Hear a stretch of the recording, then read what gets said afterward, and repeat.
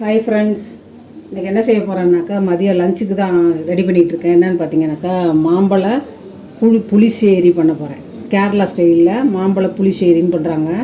செமையாக இருக்கும். இந்த சீசனில் தான் பண்ணலாம். நம்ம மற்றபடி மற்ற நாளில் கிடைக்கவும் கிடைக்காது. அதே மாதிரி பழம் பங்கனப்பள்ளி மாதிரி பெருசாக எடுக்கக்கூடாது. இந்த மாதிரி நாட்டு பழம் மாதிரி குட்டி குட்டியாக இருந்துச்சுன்னா தான் ஆளுக்கு ஒன்று ஒன்று எடுத்து போட்டு வச்சு கொடுக்கறதுக்கும் நல்லாயிருக்கும், சாப்பிட்றதுக்கும் நல்லாயிருக்கும். நல்ல பழுத்த பழமாக எடுத்துக்கோங்க. ஒரு 5 எண்ணம் எடுத்துருக்கேன் நான் மாம்பழ புளிசேரி பண்ணுறதுக்கு.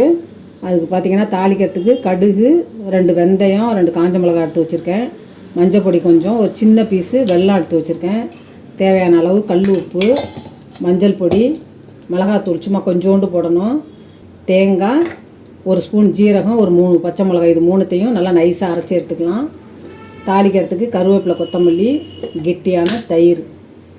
ஓகே, ரொம்ப சிம்பிளாக தான் இருக்கும், நல்லாயிருக்கும். எனக்கு பெரும்பாலும் கேரளா ஃபுட்டு எல்லாமே பிடிக்கும். எல்லா விதமான பாயாசம், அந்த அவியல் ரொம்பவே பிடிக்கும் எனக்கு அப்போதுலேருந்தே.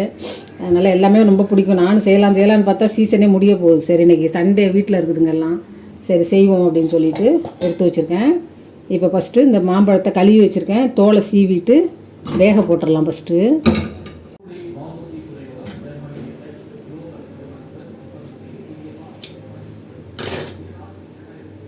அப்படியே உரிக்க முடிஞ்சதுன்னா உரிச்சிருங்க. அப்படி இல்லைனாக்கா கத்தியாலேயே அப்படியே தோலை சீவி எடுத்துடலாம். அப்படியே நல்ல பழமாக எடுங்க. அதே மாதிரி அப்போ தான் நல்லாயிருக்கும் டேஸ்ட். உங்களுக்கு காவட்டாக இருந்ததுன்னா புளிக்கும்.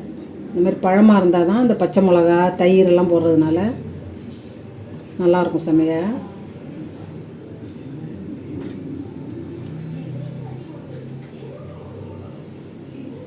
தோலெல்லாம் எடுத்துகிட்டு காமிக்கிறேன்.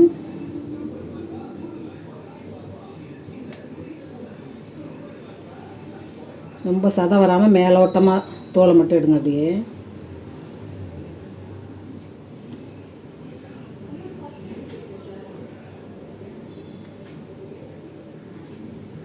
இதே போல் எல்லாத்தையும் உரிச்சிட்டு காமிக்கிறேன். இப்போ மாம்பழம்லாம் தோல் உரிச்சு எடுத்தாச்சு. நல்லா குட்டி குட்டியாக இருந்துச்சுனாக்கா ஆளுக்கு ஒவ்வொரு பீஸ் வச்சு சாப்பிட்றதுக்கு நல்லாயிருக்கும். அதனால் இது மாதிரி எடுத்துருக்கேன். ரொம்ப பெருசாக இருந்ததுனாக்கா பீஸாக கட் பண்ணி போட்டிங்கன்னா உடஞ்சிரும்.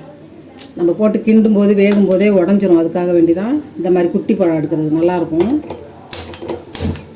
இப்போது ஸ்டவ் ஆன் பண்ணியாச்சு. இப்போ இந்த பழத்தெல்லாம் அதில் வச்சுக்கலாம். அப்படியே எத்தனை பேர் இருக்கிறீங்களோ எவ்வளோ வேணுமோ அது மாதிரி வச்சுக்கோங்க. இப்போ அந்த மாம்பழம் முழுகிற அளவுக்கு தண்ணி விட்டுக்கலாம். ஒரு 1/2 விட்டுக்கலாம். ஏன்னா இது ரொம்ப லிக்விடாகவும் இருக்கக்கூடாது, ரொம்ப திக்காகவும் இருக்கக்கூடாது. போதும். இப்போ இதில் ஒரு சின்ன பீஸு வெல்லம் போட்டுக்கலாம். மஞ்சள் பொடி போட்டுக்கலாம். உப்பு போட்டுக்கலாம். உப்பெல்லாம் கூட செக் பண்ணிக்கலாம் அப்புறம் லாஸ்ட்டாக. உங்களுக்கு கொஞ்சமாக மிளகாத்தூள் போடலாம். ஏன்னா தாளிக்கிறதுக்கும் காஞ்ச மிளகா எடுத்துருக்கோம் 2. அதே மாதிரி பச்சை மிளகாயும் அரைச்சி போடுறதுக்கு எடுத்துருக்கோம். அதனால் ரொம்ப தேவைப்படாது. சும்மா கொஞ்சமாக ஒரு 2 சிட்டிகை அளவுக்கு மிளகாத்தூள், வெறும் மிளகாத்தூள், அவ்வளோதான். இப்போ இது வேகட்டும். ஒரு மூடி போட்டு ஒரு 5 நிமிஷம் 7 நிமிஷம் போல் அப்படியே வெந்துக்கிட்டு இருக்கோம். இப்போ அரைக்கிறதுக்கு என்னென்னு பார்த்தீங்கன்னாக்கா பச்சை மிளகா, சின்ன பிள்ளைங்களாக இருந்தால் கூட கொஞ்சம் காரம் கம்மியாக போட்டுக்குங்க. தாளிக்கிறதுக்கு அரைக்கிறது எல்லாமே 3 பச்சை மிளகா போட்டிருக்கேன். 1 ஸ்பூன் ஜீரகம் போட்டிருக்கேன்.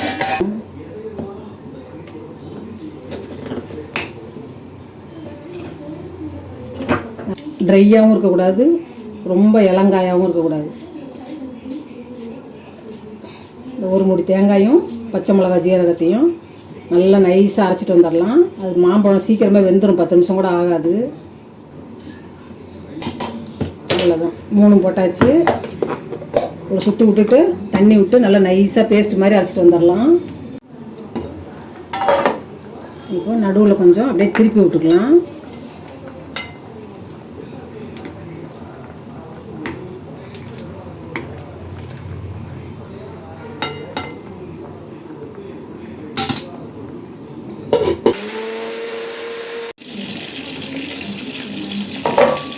இப்போ மாம்பழம் ஓரளவுக்கு வெந்துருச்சு.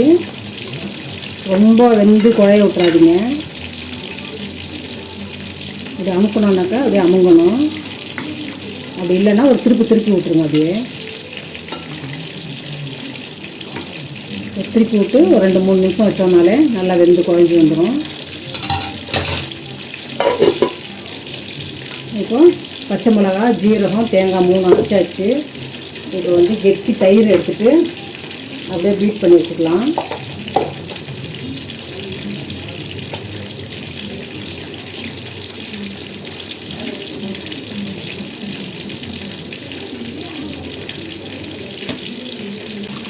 நல்லா கட்டி இல்லாமல் அப்படியே கலந்து வச்சுக்கலாம்.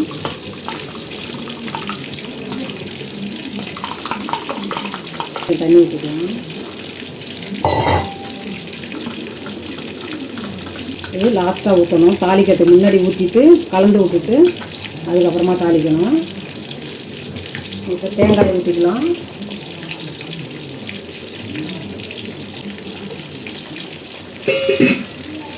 இப்போ பச்சை மிளகா, ஜீரகம், தேங்காய் அரைச்சதை போட்டுக்கலாம். கிட்டத்தட்ட வந்து மோர் குழம்பு மாதிரி தான் இருக்குது.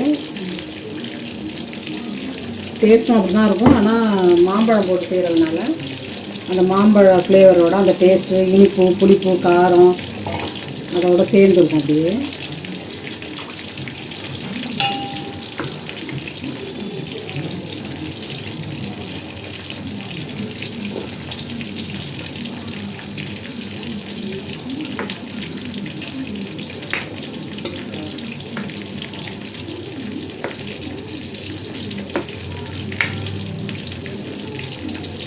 பச்சை வாசனை போகிற வரைக்கும் கொஞ்சம் நேரம் வச்சுக்கலாம். அப்படியே இப்போ கேரளா ஸ்டைல் மாம்பழ புளிச்சேரி ரெடி ஆகிட்டு இருக்குது. ஆல்ரெடி பச்சை வாசனையெல்லாம் போயிடுச்சு. இப்போ ஒன்று ஒன்றா சேர்த்துட்டு தாளித்து விட்டுடலாம். தயிர் விட்டுக்கலாம்.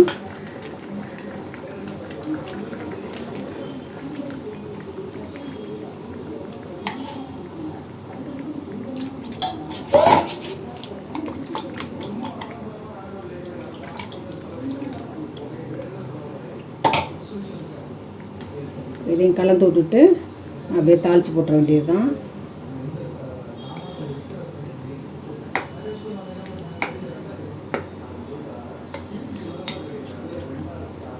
தயிர் ஊற்றினதுக்கப்புறம் ரொம்ப நேரம் கொதிக்க வைக்கக்கூடாது. இப்போ தயிரும் போட்டாச்சு. அப்படியே தாளிச்சிக்க வேண்டியது தான். மோர் குழம்பு மாதிரி இந்த அளவுக்கு தான் இருக்கணும்.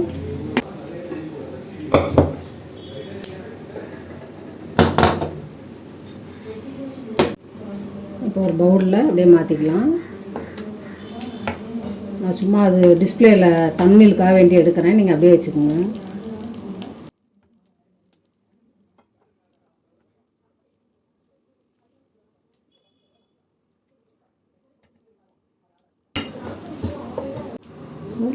தேங்காய் எண்ணெய் விட்டுக்கலாம்.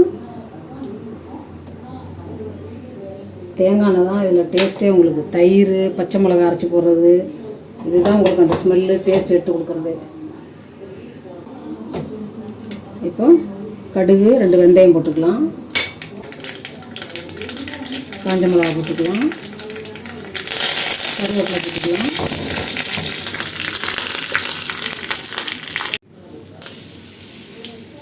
இப்போது கேரளா ஸ்டைல் மாம்பழ புளிச்சேரி பண்ணியாச்சு. சூப்பராக இருக்கும். மோர் குழம்பு மாதிரி தான் இருக்கும். கிட்டத்தட்ட சாதத்தில் போட்டு சாப்பிட்லாம். செமையாக இருக்கும். நல்ல டேஸ்ட்டு, நல்ல புளிப்பு, இனிப்பு, காரம் எல்லாமே கலந்ததாக இருக்கும். டிஃப்ரெண்ட்டாகவும் இருக்கும். இந்த மாம்பழ சீசன் முடியறதுக்குள்ளே ட்ரை பண்ணி பாருங்கள். ஏன்னா வருஷத்தில் ஒரு தரம் தான் சீசன் வரும் நம்மளுக்கு. அதே மாதிரி நாட்டு பழமாக சின்ன சின்னதாக எடுத்துக்கிட்டிங்கன்னா ஆளுக்கு ஒன்று வச்சு கொடுக்கலாம். நல்ல ஸ்மெல்லு, அதே மாதிரி நல்லா அந்த தேங்காய் எண்ணெயில் தாளிக்கிறது எல்லாமே செமையாக இருக்கும். பார்த்திங்கன்னா கண்டிப்பாக ட்ரை பண்ணி பாருங்கள். மாம்பழ புளிச்சேரி செஞ்சாச்சு. இப்போ சாப்பாடு கொடுத்துடலாம். ரைஸ் வச்சுக்கலாம்.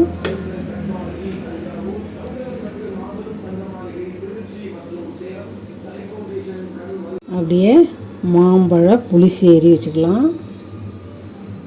கொஞ்சமாக வச்சுட்டு அது மேலே அப்படியே குழம்பு விட்டுக்கலாம்.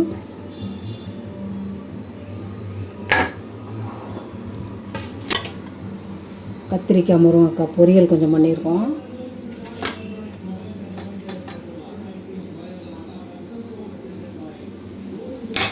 அப்புறம் பார்த்திங்கனாக்கா சிக்கன் கொஞ்சம்,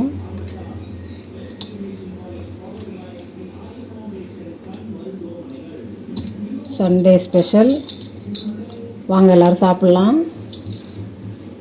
இப்போ மாம்பழ புளிசேரியும் சிக்கனு கத்திரிக்காய் முருங்கக்காய் பொரியல் வச்சுட்டு மதியம் லஞ்ச் ரெடி ஆயிடுச்சு. வாங்க எல்லோரும் சாப்பிட்லாம். சண்டே ஸ்பெஷல் பார்த்திங்கனாக்கா கேரளா ஸ்டைலில் மாம்பழ புளிசேரி வச்சுட்டு லஞ்ச் ரெடி ஆயிடுச்சு. நம்ம செஞ்ச சமையலே செய்கிறதுக்கு கேரளா ஸ்டைல் வந்து எல்லாமே நல்லாயிருக்கும். அவியலும் சரி, மற்ற எல்லா பொரியலுக்கு கூட்டுங்க அந்த எல்லாமே அவங்க பண்ணுறது பூராவே டேஸ்ட் நல்லாயிருக்கும். அதே மாதிரி தேங்காய் எண்ணெயில் தாளிக்கிறதுனால அதோட ஃப்ளேவர் நல்லாயிருக்கும். எனக்கு ரொம்ப பிடிக்கும்.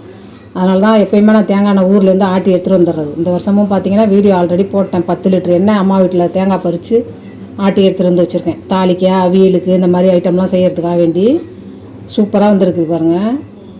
கண்டிப்பாக ட்ரை பண்ணி பாருங்கள்.